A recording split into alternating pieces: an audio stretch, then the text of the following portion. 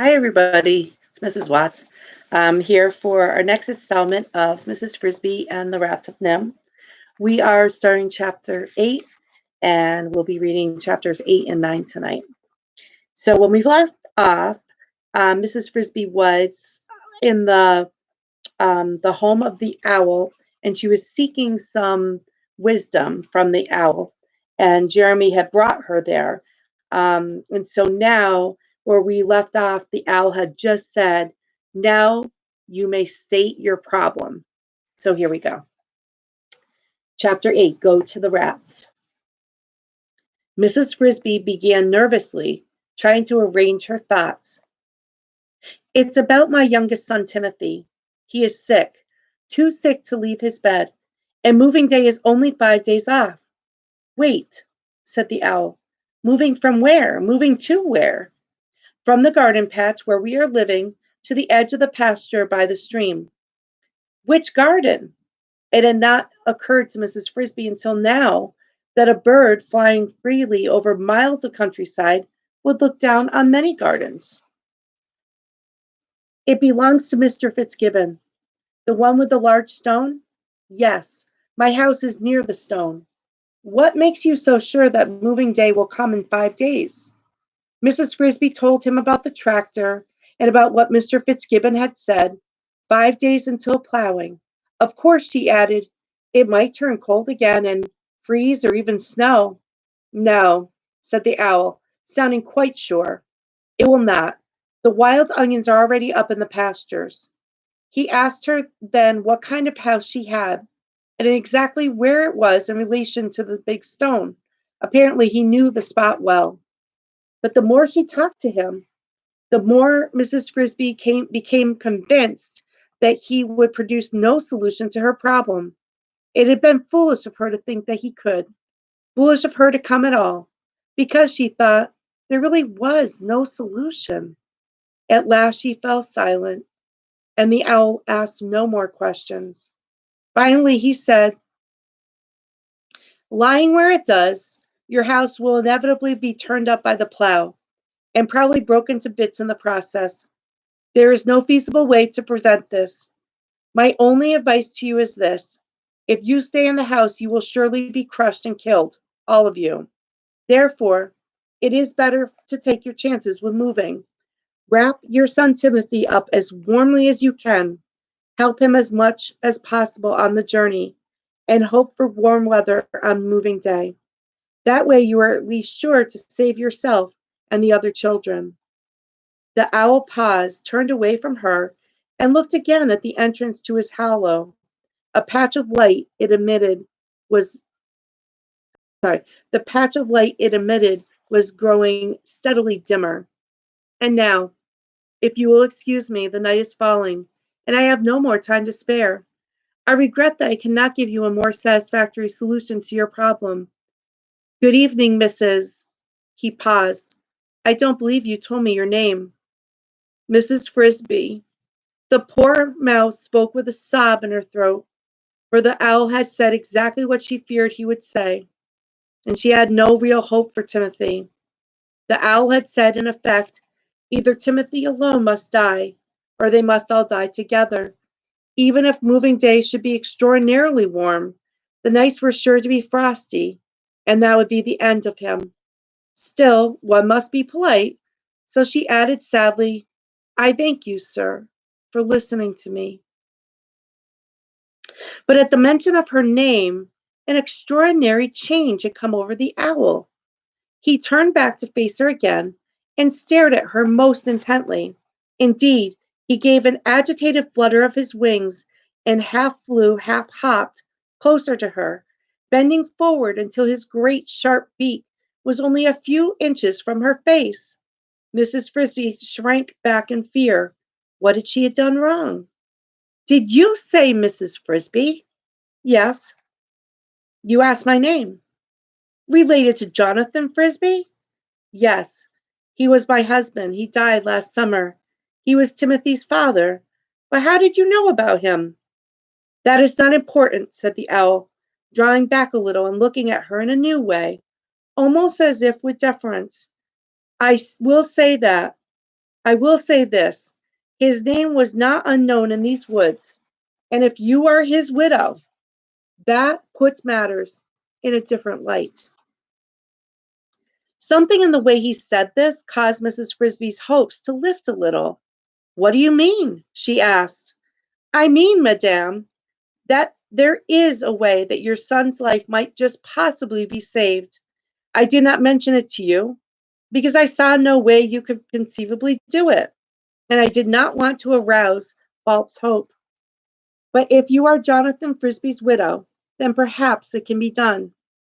I don't understand at all, said Mrs. Frisby. What is this thing? It is not a thing that I can do myself. You must go to the rats. To the rats? But I don't know any rats. They have nothing to do with me. I don't doubt that. They have little to do with anyone but themselves, and they will have less as time goes on. Nonetheless, I think that they can help you, and if they will, they can. But what can they do? They must move your home to a place where it will be safe from the plow.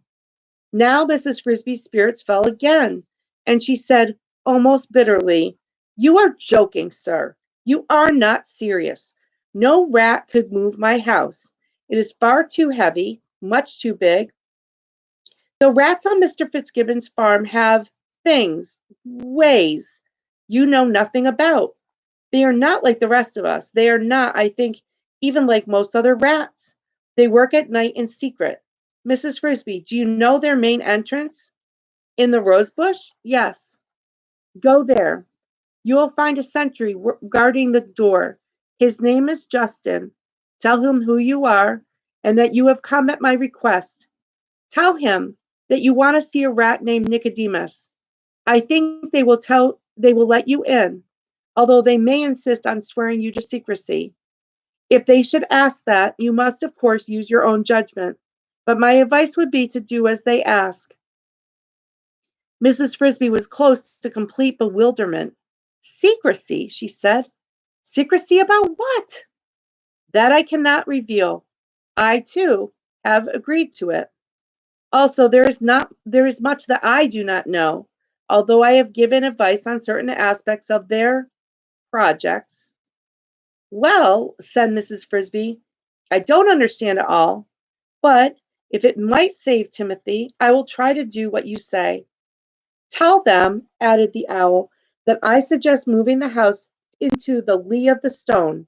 Remember that, the lee of the stone. And also, do not forget the names Justin, Nicodemus. Justin, Nicodemus, the lee of the stone, repeated Mrs. Frisby. I will remember. She was now so entirely puzzled that she did not think to ask what the phrase meant. Presumably, the rats would know.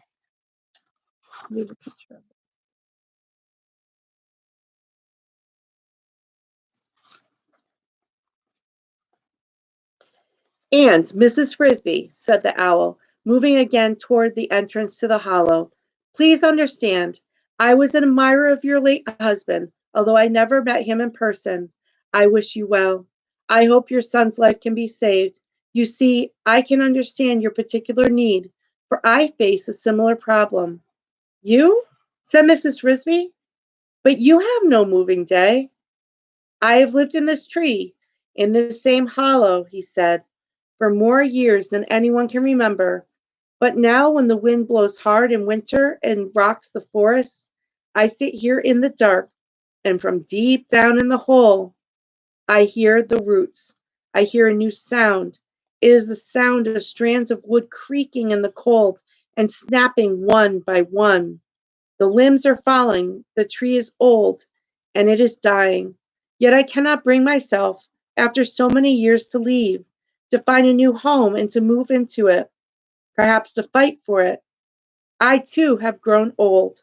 One of these days, one of these years, the tree will fall, and when it does, if I am alive, I will fall with it.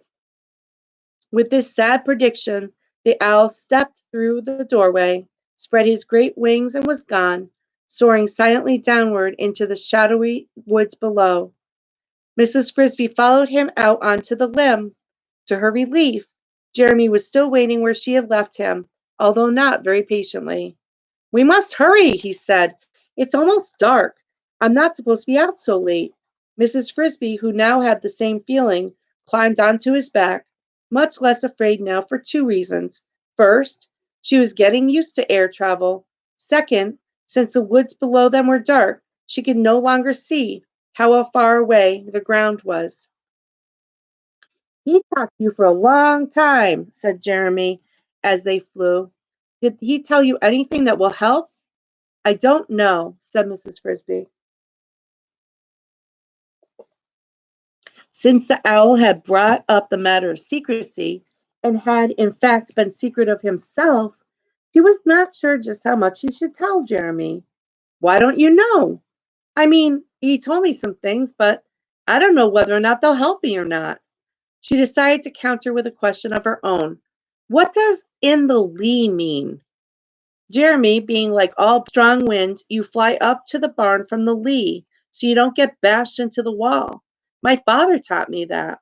I see, said Mrs. Frisby, and she became more puzzled than ever. What did wind have to do with it? He told me, she said finally, deciding that it could do no harm. He told me to go see the rats.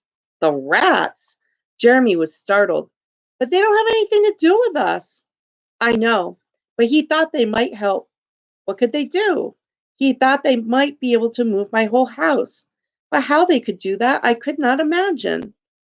Oh, I don't doubt they could, said Jeremy. Everyone knows, at least all the birds do, that the rats can do things. They're up to something. Nobody is sure what. For one thing, they're building themselves a new house way back in the woods, over the mountains. They've even made quite a big clearing near it. I would show you, but it is too dark now. They used to carry food like the rest of us, but now we see them with other things, pieces of metal and bits of machinery and things I can't even recognize. They take them into the rose bush, and what happens to them, I don't know. But the owl knows more than most. I expect he's had some dealings with them. Just the same, I have never heard of their helping anybody but themselves. Neither have I, but I'm going to ask anyway. There isn't anyone else to ask. By the time they reached the garden, it had gone almost completely dark, and Jeremy could not linger. Good night, Jeremy, said Mrs. Frisby, feeling almost affectionate towards the crow. Thank you for taking me and for waiting to bring me back. You're welcome, said Jeremy. If you need me again, just ask. After all, if it weren't for you, I wouldn't be here to ask. And he flew off into the darkness, the last crow to get home that night. So the next chapter is called In the Rosebush. When Mrs. Frisby got home, Teresa, Martin, and Cynthia were eating supper, as she had told them to do if it got dark before she returned. Coming silently down the tunnel, she could hear them talking in the room below, and she paused a moment to eavesdrop on their conversation. Obviously, Cynthia had been worrying, and Teresa was reassuring her. She couldn't have got back sooner than this, Cindy. Don't you remember? The crow said it was a mile to the tree. It might be even farther. Yes, but crows fly so fast. But if he went 2 miles high, that was Martin speaking, it would be 3 miles altogether. 6, said Teresa. 2 up, 2 down, one to get there and one to get back. That's right. No wonder she isn't back yet. But what about the owl?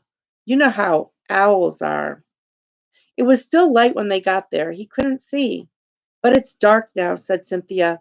Oh, I wish she would come back. I'm scared. Not so loud, Teresa said. Timothy will hear. I'm home, called Mrs. Frisby, hurrying the rest of the way down. And now it appeared that they had all been worried, for they all ran to her, even Martin, who ordinarily avoided such displays, and threw his arms around her. Oh, Mother, cried Cynthia, near tears. I was so worried. Poor Cynthia, it's okay. How high did you fly? Asked Martin, recovering quickly. High enough so that the trees looked like bushes.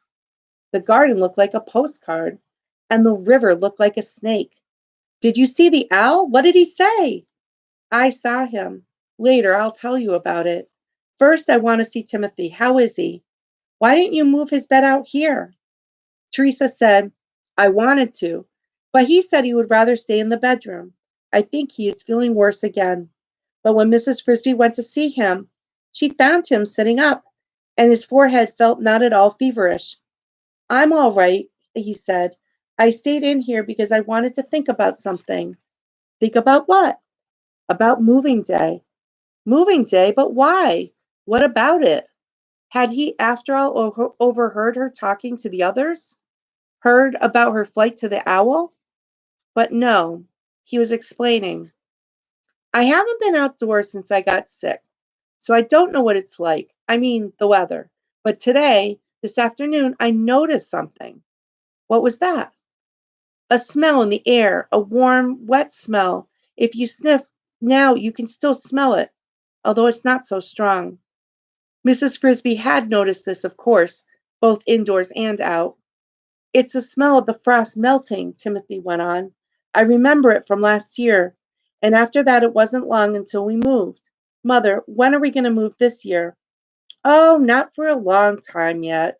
Mrs. Frisby tried to sound as casual as she could.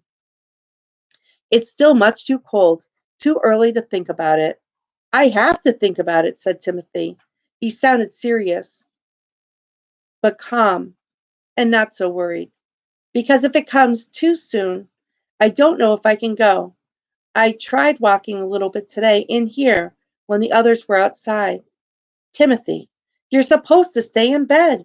You'll make yourself sick again. I know. But I had to find out.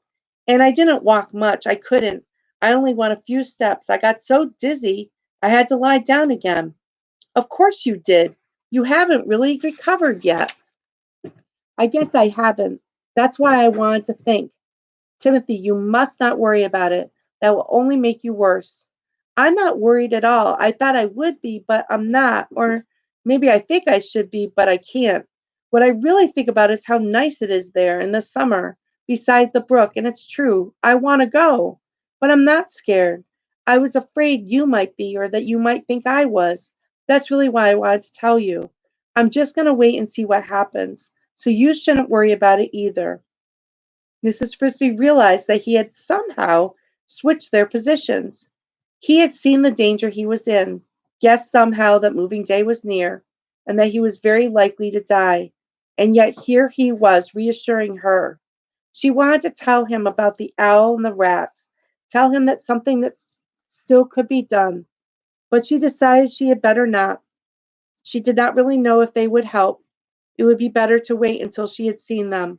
So instead, she said rather lamely, Timothy, don't think about it anymore. When the time comes, we will see how you are and then decide what to do. The next day at daybreak, she went to see the rats. She had never been in the rose bush before, never even really close to it. And now the nearer she got, the more nervous she became. No one had ever told her, no, as far as she knew, told any of the other animals to keep away from it. It was just something one knew. The rats on Mr. Fitzgibbon's farm kept to themselves. One did not prowl in their domain. She had, before coming out of the garden, looked around carefully to make sure Dragon was nowhere in sight. But even Dragon, though he would chase a rat up to the edge of the bush, would not follow him into it. The thorns, of course, helped to discourage trespassers. Mrs. Frisby had never realized this until that moment, standing next to it, how very big the bush was, how dense and how incredibly thorny. It was bigger than the tractor shed, and its branches were so densely intertwined that as small as she was, Mrs. Frisby could find no easy way to crawl into it. Although she walked all I'm sorry, though she walked all the way around it looking. She remembered approximately where she had seen the rats go in, and she studied that part of the bush carefully. How had they done it?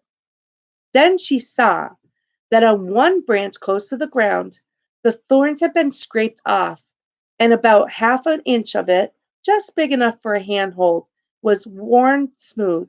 She put her hand on this and pushed timidly.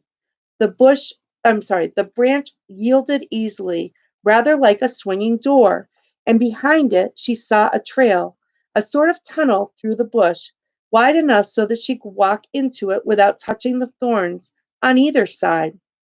When she went forward, she released the branch and it swung back silently into place behind her. She was inside the bush, and it was dark.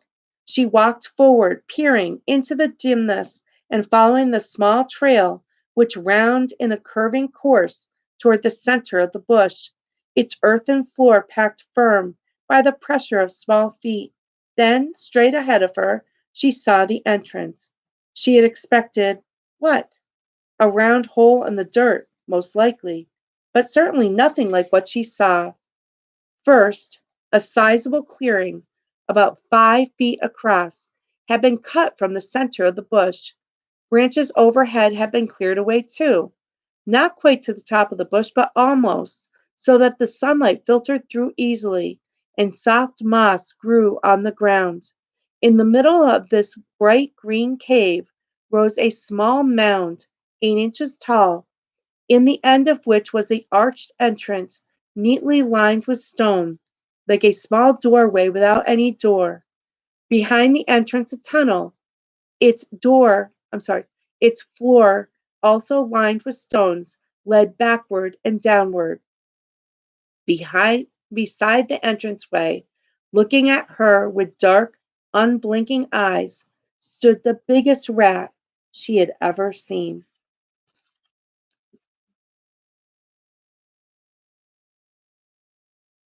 I love the detail in these line drawings. Aren't they beautiful? So that is the end of chapter 9. So I will meet you back here on Sunday night for another couple chapters. I hope you're enjoying it as much as I am reading it to you. I hope you have a great night, and I'll see you again soon.